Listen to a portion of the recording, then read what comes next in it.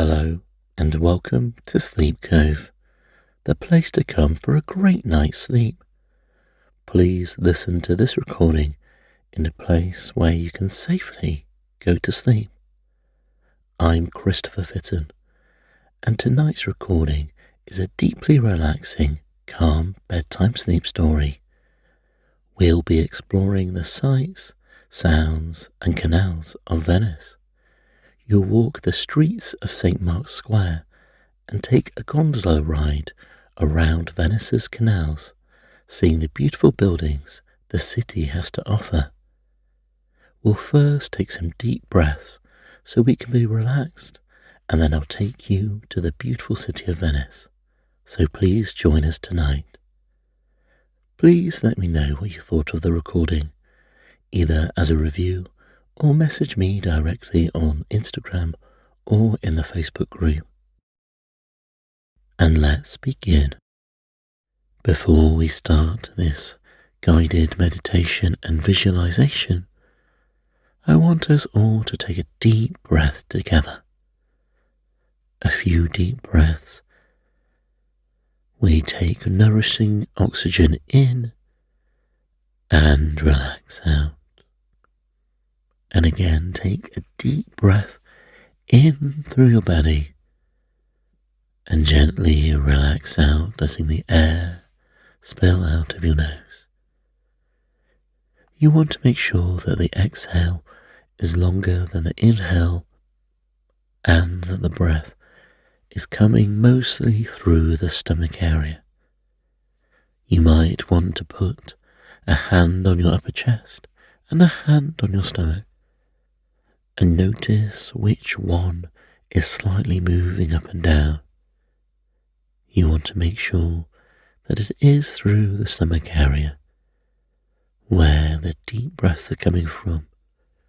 If the breath is coming through your shoulders and upper chest area, that is called hyperventilated breathing, where you're doing shallow breath and is a big cause of anxiety and stress because it changes your blood chemistry and releases more stress hormones.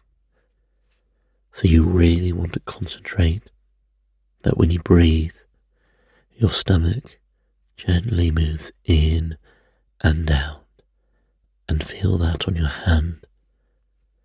And as you breathe, feel so relaxed. Breathing out all the tension, all the stress of the day, ready for this amazing adventure in Venice. And now that you are feeling so relaxed, you realize that you are seated on a boat, drifting across gentle and beautiful water. As you drift around the next bend, you realize that you are floating along an ancient canal. Old stone buildings line the sides of the canal, and there is a beautiful bright blue sky above you. Your cozy spot on the boat has a soft chair and comfy cushions. You feel cocooned and safe. You realize your boat is no ordinary sailing boat. It seems longer, and the prow and stern are narrowed and curve high out of the water. You realize you are on a gondola, the famous boat of Venice, and you are on a quiet and peaceful canal in the beautiful city of Venice. Behind where you are comfortably sat is a gondolier, effortlessly guiding the boat with his oar.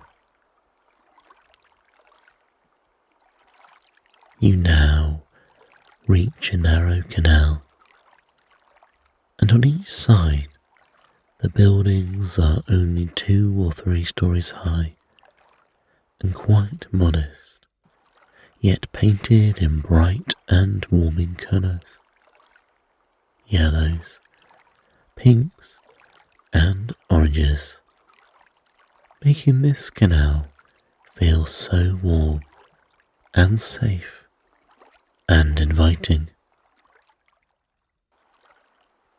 Up ahead you see a small bridge rising out of the water.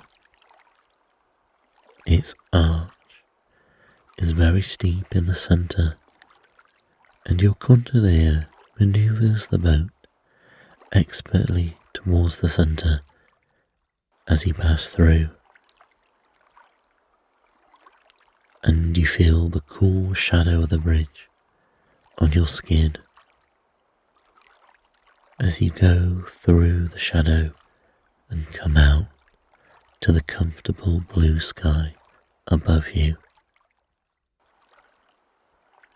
The buildings are really ancient and beautiful and ornate. Up ahead you see that this small canal is about to join a much larger one. You see that the buildings along this canal are much taller and grander than the ones that you have left behind you. You continue to drift along this smaller canal, the narrower one, with the buildings either side before it opens up to the Grand Canal of Venice. And now, as you reach the Grand Canal, you can take in the breathtaking beauty of the city from your safe and cozy spot on your gondola. You can see the beautiful and grand buildings of Venice on either side of this incredible waterway. Each building seems to rise straight out of the water. The ancient buildings, beautifully and elegantly adorned with typical Gothic Venetian designs, some of which date back to medieval times. The history of the city is written in these buildings. You can see buildings with rows of OG arch windows that are characteristically tall and narrow, topped with an arch that slightly curves until it becomes a pointed tip. You see how these elements are reflecting Venice's history as a trading city where merchants would travel to the Middle East and North Africa for trade. Unlike the smaller and more humble buildings of the previous canal, the Grand Canal has fine marble facades and intricate stonework. The bright and warming colours replaced with white and dusky pink marble and stone. As you continue your journey, you notice the buildings becoming larger and grander. Increasingly, the most expensive white marble is replacing the pink stone. The carvings are becoming more ornate, and there are boats in the water, and you are entering the centre of the city. You think about the people who used to live in these buildings, how they shaped the history of Europe, and the important conversations which changed history. As Venice was a centre of political influence and activity, and one of the most important cities in European history. And you really think what happened behind those walls with those influential people? Up ahead, you see one of the most iconic sights in the city, straddling the canal and looking more like a huge building than a bridge. It is the Ponte di Rialto, the icon of Venice. It's so long it looks more like a tunnel from the water. On top of the bridge, you can see on either side is a row of 6 arches which support the roof. They meet in the centre of the bridge where there is an elegant portico. Inside each of the arches sits a small shop, and the bridge is teeming with people. You can hear the chatter and hubbub from above you as you glide under the bridge. Under the bridge you feel the coolness of the shadow, and as you emerge from the other side, you look back and see the sun is reflecting off the white marble, and the chatter of the bridge is getting further and further away. The canal here feels wider and more open. Some of the buildings have small decked areas built out onto the water, which are used as restaurants. You see beautiful coloured canopies covering the seating here, and pots of flowers providing an explosion of colour.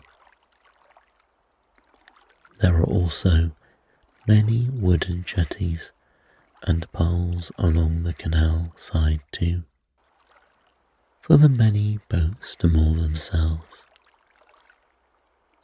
This place is teeming with joy and life, and you feel so happy to be here and so peaceful watching from the boat. Your gondolier starts to slow down and drifts gently towards one of these beautiful restaurants. He gently guides the gondola to an empty deck. You look up and take in the stunning buildings before you, the elegant windows and weathered red bricks. The outside decked area is built out on top of the canal and is covered with tables and chairs full of people enjoying delicious Venetian food and drinking coffees overlooking the Grand Canal. You disembark and head towards the seating area and sit at a table by the water's edge. The water of the canal gently ripples with a passing boat. You see gondolas and small sailing boats scattered across the water, and occasionally a sleek and luxurious speedboat will pass, with the occupants looking very glamorous. As you enjoy observing the scene before you, your waiter has already brought you a drink and a selection of antipasti, and you continue to soak in the atmosphere, listening to the buzz of chatter around you, feeling the breeze of the water on your skin, and smelling the wonderful Italian food coming from the restaurant kitchen. Now you are feeling so refreshed from your stop, and you are very relaxed now. You take in the scene, you eat the food, and you people watch.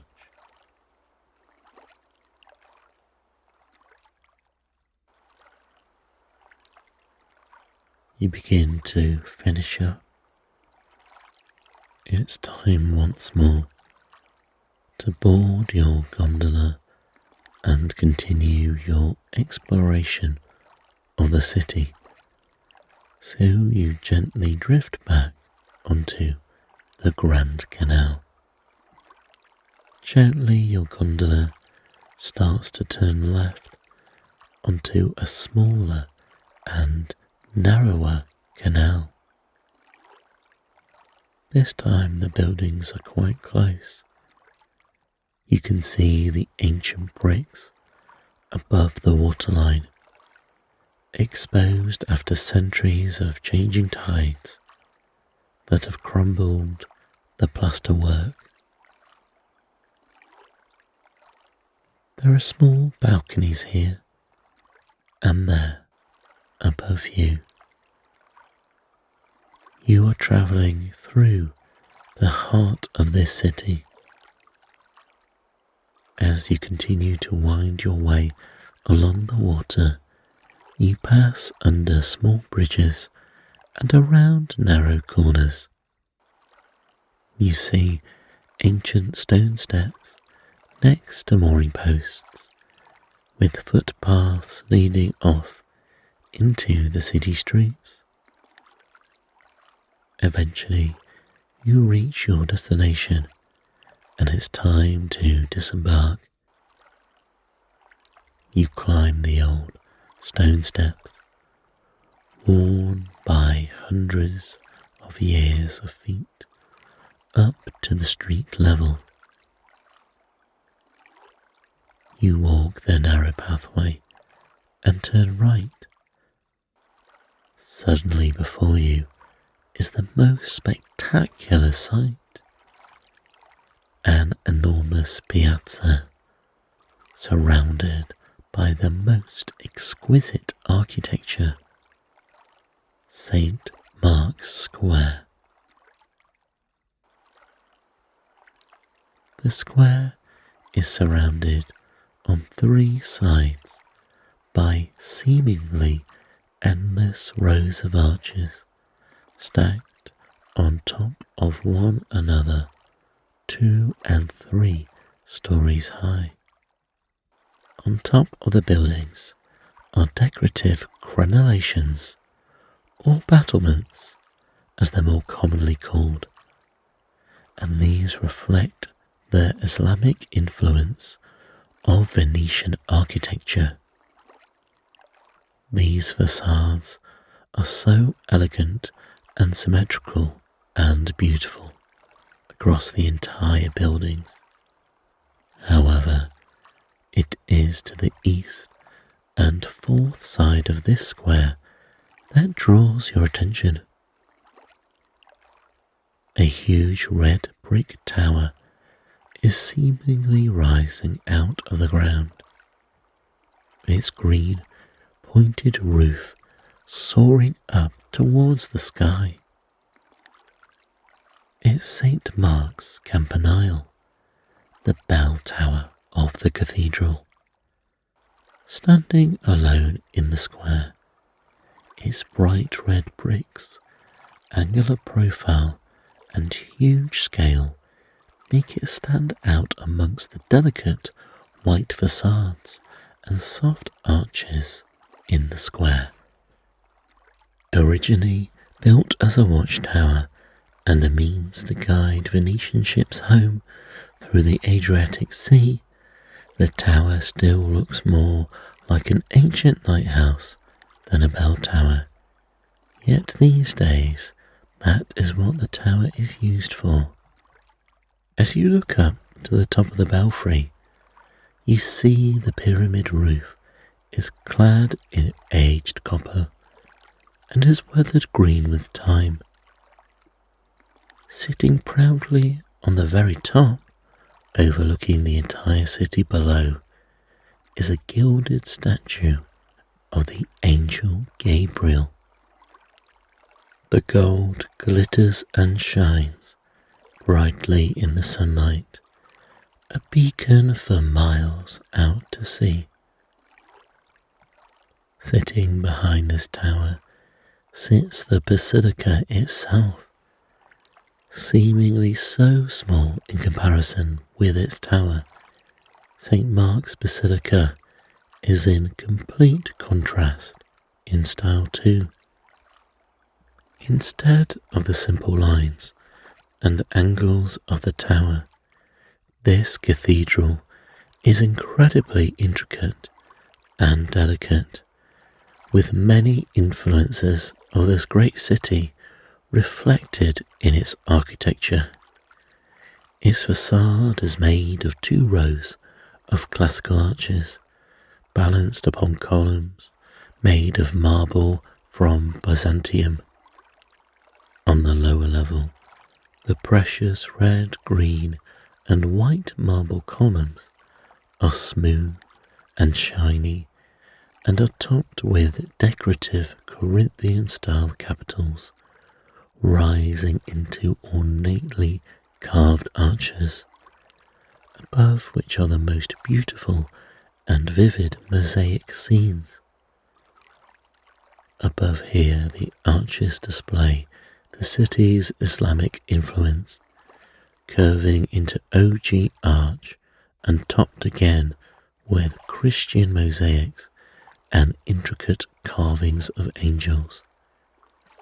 Finally nestled behind these arches are the cathedral domes, inspired clearly by the Hagia Sophia in Istanbul, which was originally the Church of Holy Wisdom built by the ancient Romans.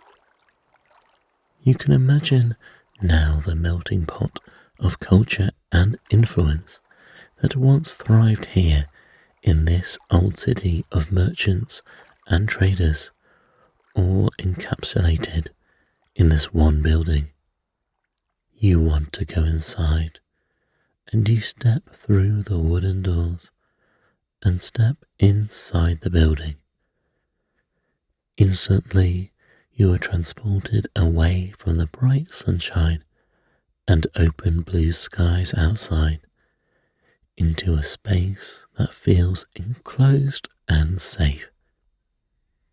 The walls and ceilings are decorated with gold, and the dim light bounces from every surface, filling the interior with a warm and glowing light. As your eyes adjust, you can see the mosaics glittering on every wall and on the inside of each of the 5 domes, which make the basilica's ceiling. You can see the intricate detail of each image set against the striking gold background. Saints, angels, and scenes from the Bible are depicted on every surface. You stop for a moment and take a seat. You breathe in the peace and tranquility in this place and feel the warmth of the glowing light. You breathe deeply and feel a sense of peace here. Away from the busy streets, you let this feeling wash over you and you enjoy it for a moment.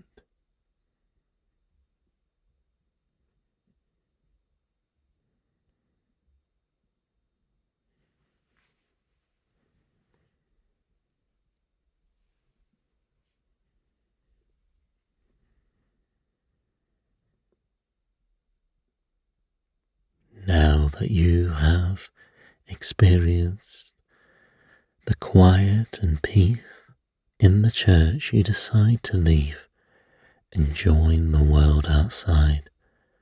So you head back to the door and the piazza.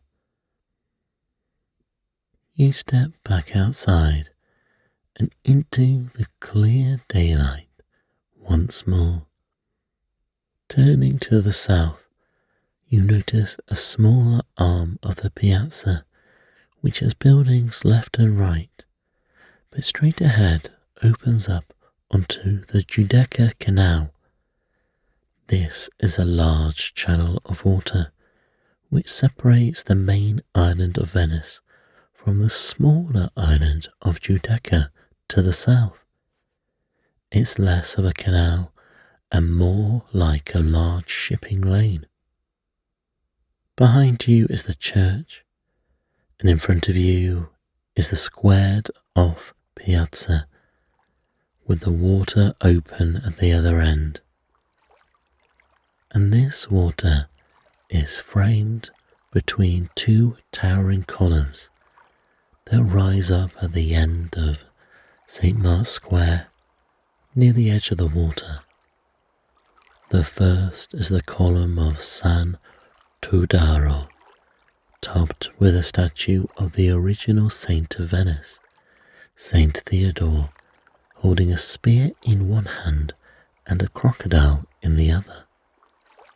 The other column is the column of San Marco, or Saint Mark, who was later adopted as the saint of the city. This column is topped with the city's favourite emblem, the winged lion of Venice.